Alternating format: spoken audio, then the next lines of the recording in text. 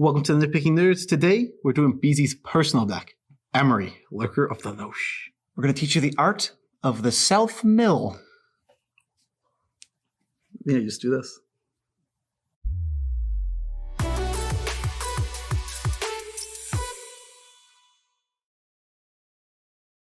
I'm your host, Joe Cherries. I'm your host, Beezy, and that makes us the Nitpicking Nerds. If you enjoy undercosted overperformers, commanders in Commander, just go ahead and give us a subscription just for this video alone. We deserve it. Yeah, and besides, you want to be subscribed to this channel because our subscribers are 10% more likely to be able to windmill slam dunk. Disclaimer guy here. Subscribing to this channel will not help your athletic prowess, most likely. What is that? Where you use your arm all the way around. It's a windmill. So, like, there's a move in basketball called the windmill slam dunk? Yeah. A windmill dunk or a windmill slam dunk. Is that what windmill slam is? The term in Magic? Yeah. Yes. I'm learning things. Yeah, you take the card and you windmill slam. Well, I didn't know it was from basketball. Yeah. Yes. I got that, windmills often move in circular motion. Yeah. It comes from the term. Wow. From basketball. That's crazy. So we're going to go over my deck. This is a personal deck that I play all the time. It's pretty dirty. It's pretty nasty. I was going to say nursty or something like that, but it's both of those things. Oh, that's nursty, I guess. Well, you've played against it. Yeah, I don't like playing against it. It's a combo deck based on basically like one card, and it's kind of like every game's a puzzle, and you got to solve and figure out your way out of it, and you're playing mono blue, so all your cards are amazing. But we should probably read Emry. Go ahead. Emry, Lurker of the Loch. Full disclosure, we do know that it's Emry, Lurker of the Loch. We just prefer to say Loch. This is fancier. 2 and a blue for a 1/2 legendary merfolk. She costs 1 less to cast for each artifact you control. When she enters the battlefield, you mill the top 4 cards of your library. Then she taps. You may cast target artifact in your graveyard this turn. It still applies timing restrictions, and you have to actually cast the spell. It doesn't go for free, except this card is ridiculous. This is like my favorite commander from Throne of Eldraine. It's so good. She's even better than I thought she'd be. This deck plays, I think, like 18 artifacts. It doesn't even try to abuse that ability. She's just the best commander for this particular deck. This is more of a 99, and she's just a really amazing way to fuel it. Ew, this card is nasty. Well, we'll get right into it. The deck is a self-mill deck, and so basically you can look at the percentage. How many cards left in your deck is how close you are to winning. Yes. So if you mill yourself 1, you're 1% closer to winning. Right. So Emry says, okay, you're 4% closer to winning. Every time you randomly thin a card, like this is the ultimate deck thinning matters deck, because a fetch land that just literally puts you closer to winning the game. Yeah. That land was in the way of you winning, and you just took it out of your deck. So we'll get right into the first category here. We have artifacts. So obviously Emry cares about artifacts. So let's start with the ramp ones. There's so many ramp ones. Most of them are ramp. And some of them are, there's like 2 or 3 cards in this deck I'm still testing out, and we'll talk about them. But the rest of it is like rock solid. Love it. All right. So the first couple, Wayfarer's Bauble, Burnish Chart, these are things you put an initial cost into. Then later you put a second cost and you get some lands out of your deck. They're simple. Really common thing. You can play, there's, I think, like 10 artifacts you can play on turn 1 that give you either a turn 1 or turn 2 Emry. And obviously a combination of them still does it. Wayfarer's Bauble is one of my favorites because it lets you go Wayfarer's Bauble into Emry, mill yourself, crack Bauble, you play your 3rd land, play your 4th land, play the Bauble again from your graveyard, and then you just Bauble every single turn. Yeah. You got to do that. It was pretty sweet. This deck likes ramping out of control. It really does. It puts a lot of basic islands in play, which is not typical of a mono blue deck, I don't think. It's not untypical. I wouldn't say many mono blue decks try to put a bunch of islands in play. That's fair. Also, Walking Hitless. This is like one of my underrated powerhouse favorites. It's 2 mana for a 1/1 artifact creature. That's actually just relevant. It was in the deck before I had Emry as the commander, because originally it was Jace, Vryn's Prodigy. But I switched out for Emry because she's like strictly better. He taps to let you put a land from your hand onto the battlefield. So you play this early or play in the mid game. You have so much card draw on this deck. You're just going to play 2 lands a turn. It's exploration. Yeah, if you have an extra land, it always goes in play. This is an artifact, even though on the original printing, I think the only printing, it does not say artifact. Yeah, there's speculations. Basically, they just made a mistake. Yeah, I think is the one we can settle on. They definitely made a mistake because they eroded it to be an artifact. Yeah, it's got the artifact border and everything. So Mind Stone is probably the worst artifact in this deck. It's 2 mana for a rock. You can sack it to draw a card or tap it for mana. I think it's fine. It's tough because it's hard to cut Mind Stone from your deck to know that like, oh, Mind Stone's really not performing because it is always just does something. Yeah. It's also a good card. Yeah, if you don't have any artifacts in your graveyard, you can play it for 2 and crack it. It's like a really expensive draw, but sometimes that's what you'll be doing. If you have mana lying around and you are low on cards, one card could just get you right back in the game and win you the game. So Mind Stone, I like it. I want, there's like 2 or 3 rocks. There's not many rocks. Almost all the ramp has to be land-based, and we'll get into that later. But Lotus Petal is one of my favorites because it looks horrible. It's just 0 mana, sack it, make a mana. But it lets you play Emry on turn 1, just with Lotus Petal land, because Emry says you declare that you want to cast Emry, then it applies cost reduction, so it should cost 1 and a blue. Then you pay for the spell next. So you sack the Lotus Petal, and you make 1 and a blue, and then you play her. It works the best way it possibly can. Oh yeah, and then next turn, you just get a Lotus Petal every turn. So it's almost like Emry taps for mana, in addition to whatever else she's doing. Yeah, strange if Emry taps for mana. Yeah.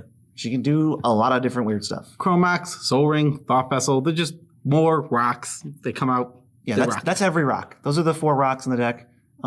Probably one of the best cards in the deck if you don't know about the monocolored secret like best cards ever. This one's Sapphire Medallion. It's 2 mana for an artifact.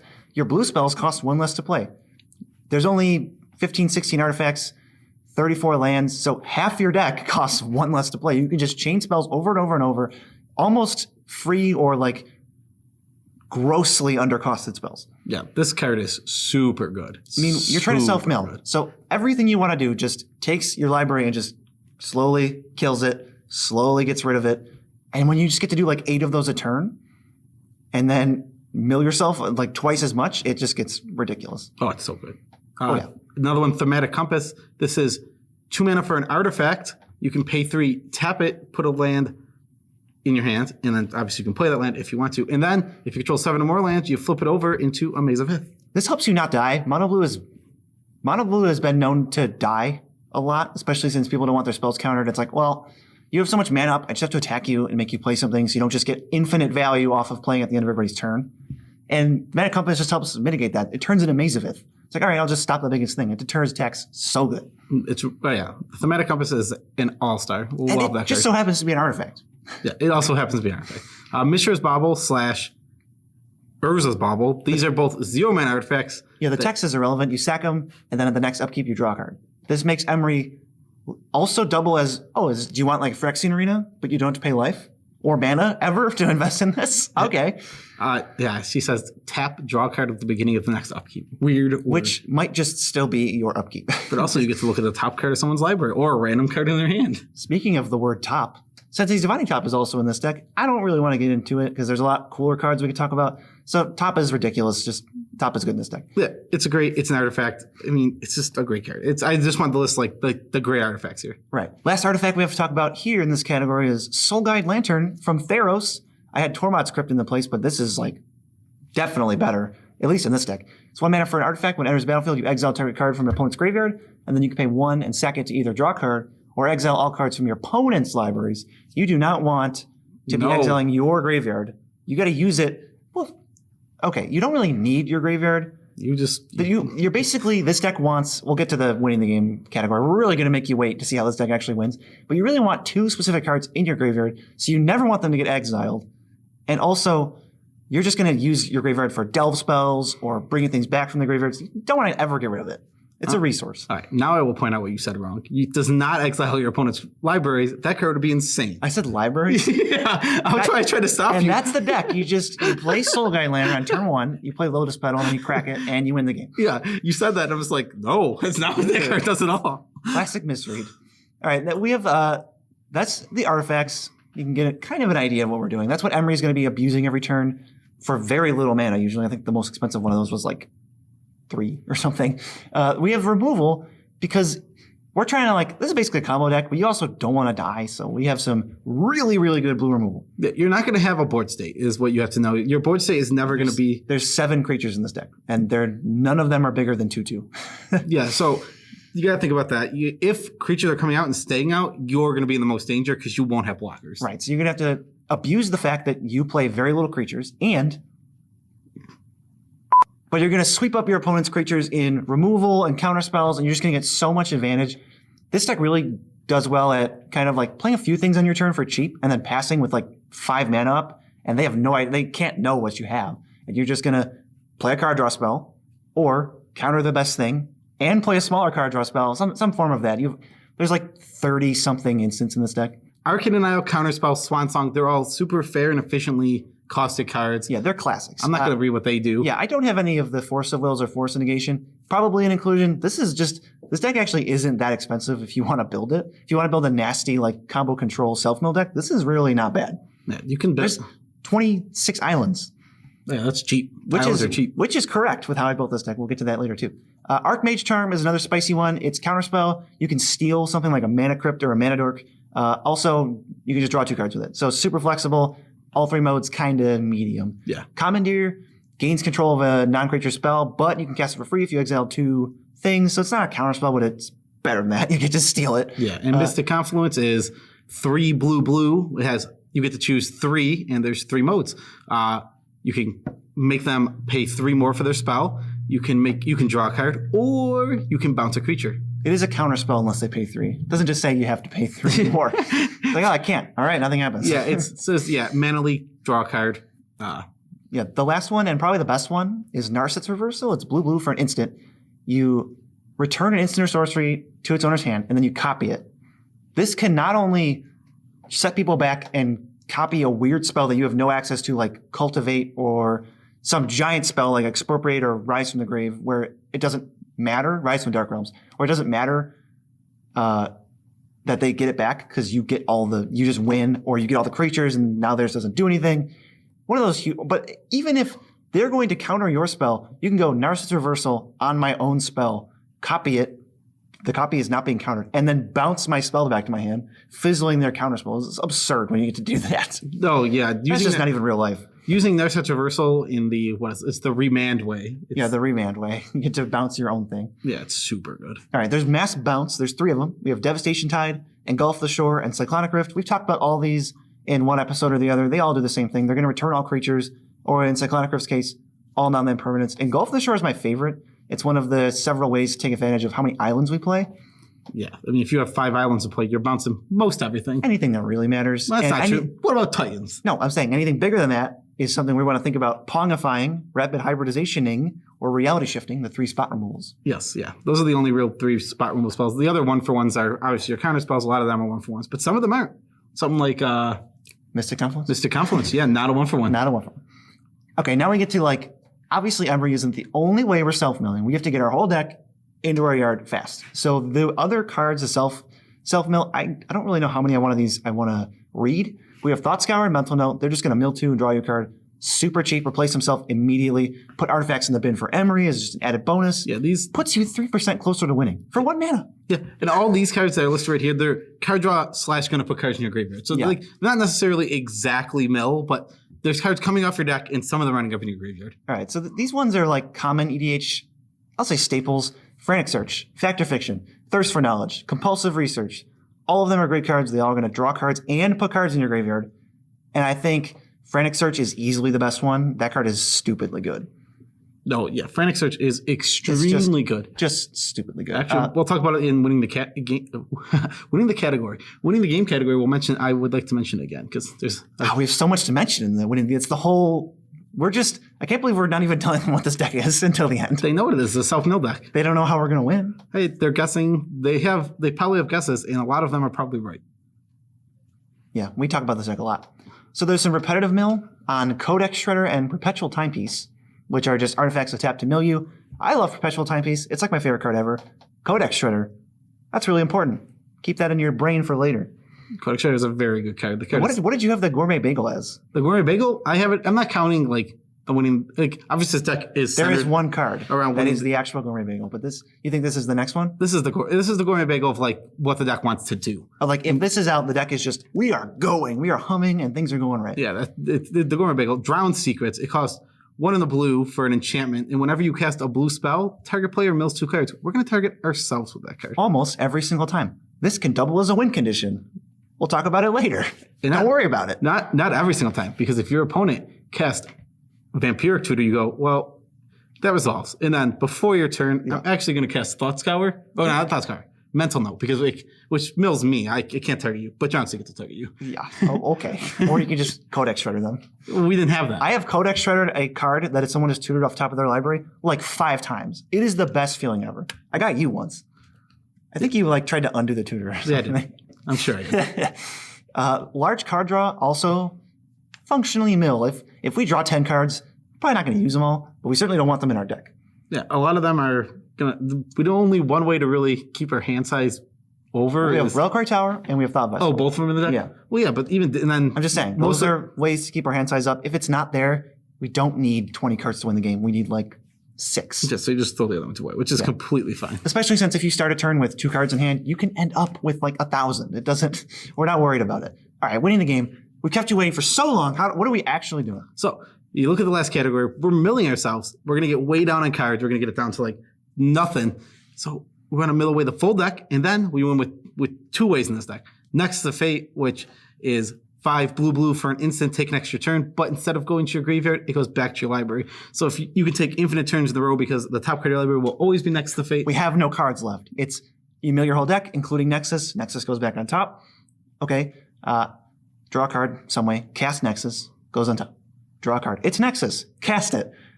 Infinite turns. We're not going to win with creatures though. So there's limited things we can do. Although secretly there's like actually a bunch of ways we can still win. One of my favorites is once you have infinite turns, Emry will tap to cast anything in your graveyard that's still there infinite times, assuming you have the mana for it, which they're all like 1 and 2. So one of the common ways to win without Jace, which we'll talk about in a second, is you just Drown Secrets or Miko Koro them. So you cast like Nexus, will mill them for 2, and there's no way to get around it for them. Even if there's an Eldrazi in their deck, you just have to set up so that Emry casts Soul Guide Lantern first, and then you cast Nexus to Drown Secrets them.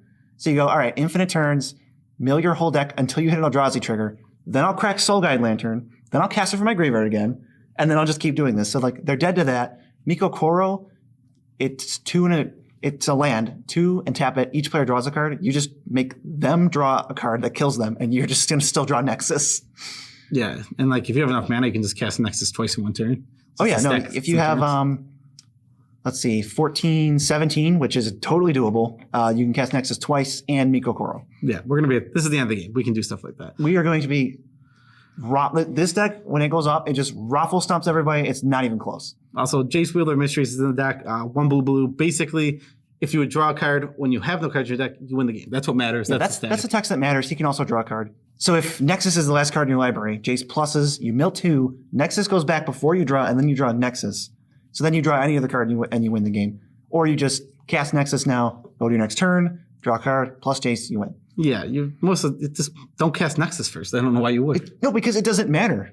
It's like just take an extra turn. And all the turns in the game that are left are going to be mine. The thing that's awesome is Codex Shredder can also rebuy the card like Jace, Wheel of Mysteries, if it's sitting in your graveyard. That's why it's so important if you're going for a speedy win. Nexus of Fate it's not even that much slower than Jace, Codex Shredder, mill yourself. But there is a chance that Nexus goes away somehow. They could exile it with something. I mean, I'm not saying it's never happened, I don't think, to me.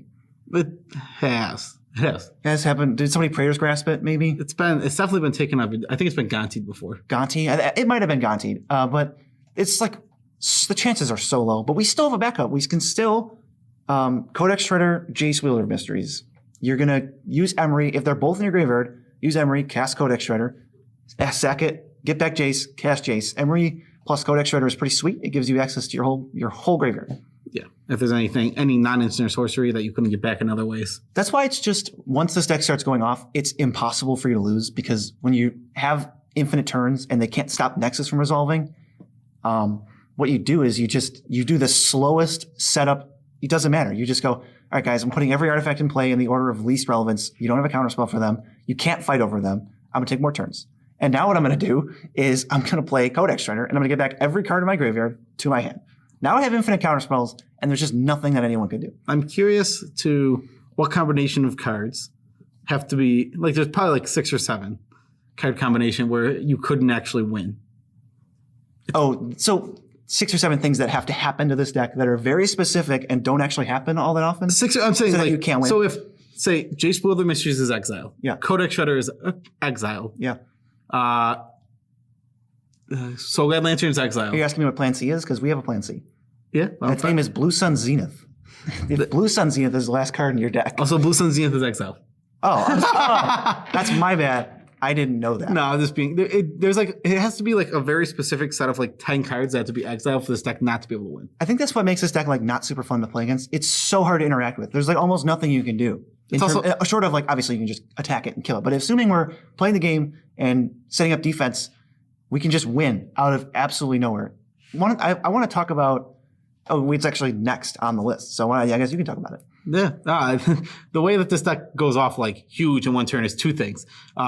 Turnabout, High Tide. These can go off insanely. High Tide is 1 blue, all islands tap for a 2nd blue. So whenever you tap an island for 1 mana, you get 2. So that's great. It's awesome. It adds so much mana to your mana pool. One of the main reasons we have 26 islands in this deck is to go off with High Tide. Really secretly like 30 because Ash Barrens, 2 fetch lands, and Mirror Landscape are just islands. And Mystic Sanctuary. That card is amazing. I can't even really talk about it because we got so much to go through, but those are all islands too. Yeah, and you combo off with Turnabout because like you tap all your mana, you get like say you tap 6 lands, you get 12. Then you untap them all by spending 4, and you just get more mana.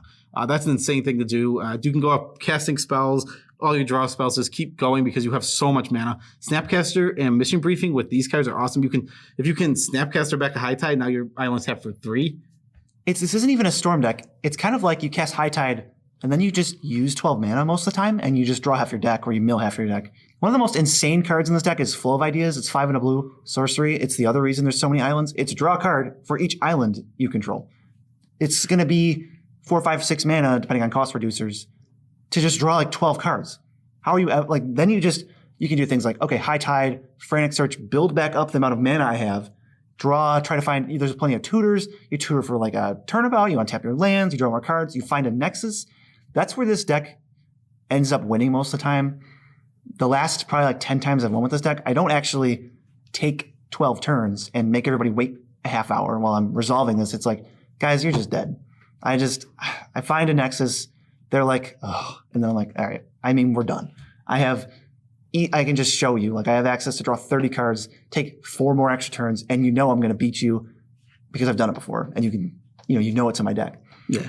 It's not a fun deck to play against. It's not even that fun, but it's so fun to play and try to solve the puzzle of how am I going to flip my whole deck over and kill everybody? It's not even a puzzle deck. It's a puzzle. You just counterspell. You counterspells, bounce everything, and then go off. It's so much fun to play. I love playing. I've played it too. It's not that fun. You got killed. I don't mind losing in Magic. The deck's just I don't mind losing with this either. I think I would want to play it in more. Like, I don't bring this out usually in, like, casual. I want to play in, like, more competitive games. Yeah, I'm not a huge fan. And the last thing that you can do that helps you win Mirai's Conjecture is kind of a silly card. What does it do? It's a Saga. It comes in. First one, you get back an instant. Usually get back a counterspell to protect your Mirai's Conjecture. Oh, yeah. Next upkeep, you get back a sorcery. And then, well, not upkeep, actually. After your draw step. It's actually during your... So relevant. Yeah, silly. And then the last one, every instant sorcery you cast until the end of turn, you cast it again. You copy it. You take turns where, all right, Mirai's Conjecture is going off, or even just, okay, play Mirai's Conjecture, get back an instant, cast Nexus of Fate. All right, now we're going to my next turn right away, where I get back a sorcery, combo up, find Nexus of Fate, go again. Now my spells are copied, play Nexus of Fate, take 2 turns, win the game. Yeah, or cast a High Tide. Right, you can play stuff like non-efficient plays.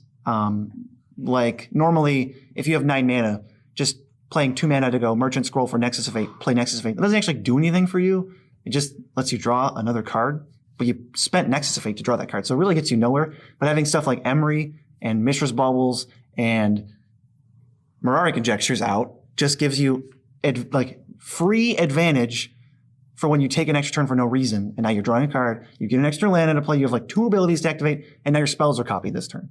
Well, Merchant Scroll is a great example. If you have Mirai's Conjecture, it's like say you have a bunch of mana, you can go Mirai's Conjecture, might as well cast my sorcery. Yeah. So it's in the graveyard for when it comes back around to me. And you just like, I have Nexus. Doesn't this feel miserable? Yeah, this deck is not fun to play against. I wish it was more fun to play against, but what are you gonna do? This is a self-mill cool control combo deck. This deck's not that fun to play either. Don't let Beezy fool you. I have a lot of fun. I have a lot of fun playing it. If you're like me and you enjoy Preordain and stuff like deck. This, Thought Scour. This is a deck that does the same thing every game. Oh, it's so boring. That's what I want to do. This is no. Something about this deck just doesn't. It's like chef's kiss for me. Yeah. It just scratches some weird itch that I have for like eternal suffering for my opponents. Well, it's lame. I said it's eternal suffering. Yeah, it's lame eternal. Yeah, suffering. Joel thinks this deck is lame. Whatever. I do. And so does I am Tim unfazed. Rude. Let us know what you think about this deck because this deck tech is over. If you have more questions about the deck or you want to look at the deck list, there's a link in the description, TCG Player. If you go to the link and navigate wherever you want, you can not only see the deck list, but buy cards off the site, and we get a kickback for it. And I'll obviously answer any questions you have in the comments. Yeah. Special shout outs to all 47 of our patrons. We love you all as much as we can without making you uncomfortable. You guys are awesome. We're getting so close to that number 50 where we get to do an underwater box opening of Gate Crash. Or no. Why do you always say Gate Crash? That set sucks. We're doing a good set. We're doing Dragon's Maze. Okay? And this is never before seen. No one's ever done a box opening underwater. I think the word you're looking for is unprecedented. Yeah. Yes. It's unprecedented. We've been talking about it for weeks. It is so precedented at this point. It's unprecedented All right. still. To you, new viewer, unprecedented underwater box opening. So get excited. How else can they support us? We have one other way. And there's one other way to support us. You can go to buymeacoffee.com. It's a digital chip jar. You go there, you give us money in increments of $3, and we, what? It's a digital chip jar. Chip jar. You can look at chips. It's a digital tip jar. Ah. You go there, increments of $3. We appreciate Sauce us some cash, bro. Yeah. Sauce us some cash, bro, I guess is our new I saying. don't know. I've already said it, so I've said it respectfully many times. We'll just throw one disrespectful one out there. Well, thanks everybody for watching, and thanks everyone who supports us financially. This deck is not lame, and there's nothing else to say after that. Well, yeah, you're right. There's nothing else to say. This deck's lame. Peace out, Trap Scout.